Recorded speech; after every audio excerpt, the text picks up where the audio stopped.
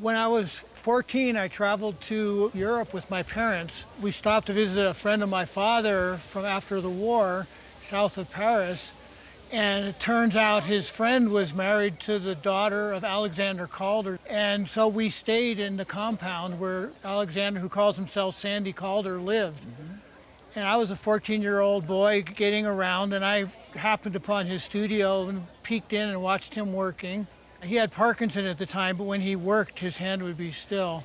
I had my 15th birthday while we were there, and that was in July of 1969. And he presented me this sculpture as my 15th birthday present.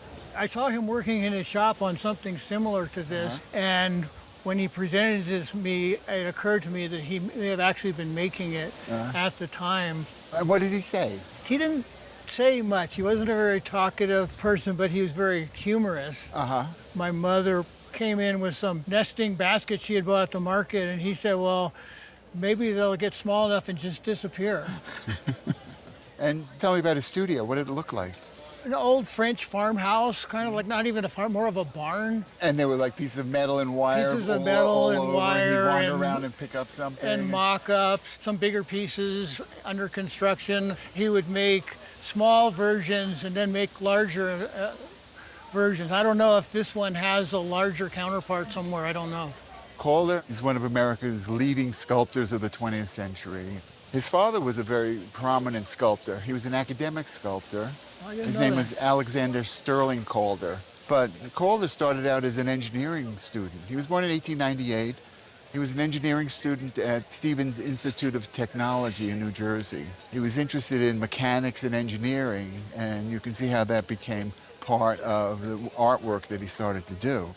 And he studied the Art Students League, and he actually went to Paris in the late 1920s, stayed there for the early 1930s, and he was part of a whole group of American expatriate artists who were living there. One of the most wonderful things he did, he built a circus out of wire and cloth and wood, and he would have all his friends come, and he would perform the circus acts. Oh my gosh.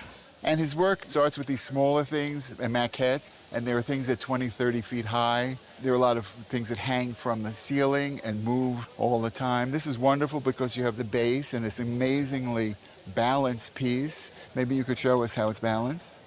And that's it. And what is there, a little indentation Just a there? little hole in the... And it sits right there. It's wonderful. The amount of movement it has is just extraordinary. Would you call this a mobile or a stabile or a mixture? It's both. So this part is a stabile and this part is a mobile. So you have the best of both worlds is what it comes down to. They're all handmade. You can actually see and envision him cutting it out of a piece of tin, and then they're painted. There's great craftsmanship. It's signed, so it has his monogram on the side that's been pressed in. Did you ever have it valued? No. I've never heard of better provenance on something artistic than what you've given us. But it still has to be submitted to the Alexander Calder Foundation. They authenticate pieces. As you can see, these are relatively easy to make, so they're very easy to be faked. It's almost impossible to sell them without the certificate. You'll be able to present the documentation to the insurance company. You'd have the documentation in case there was any kind of issue. That's the gold standard. This could be a maquette for a very large piece. It would require research to find out if there is a larger version. You might find that information from the Calder Foundation itself. They have scrupulous records of all of his work.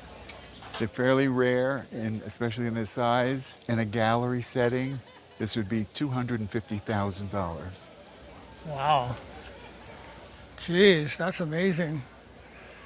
I mean, it's probably worth more than that to me, just in memories, but that's spectacular. Yeah.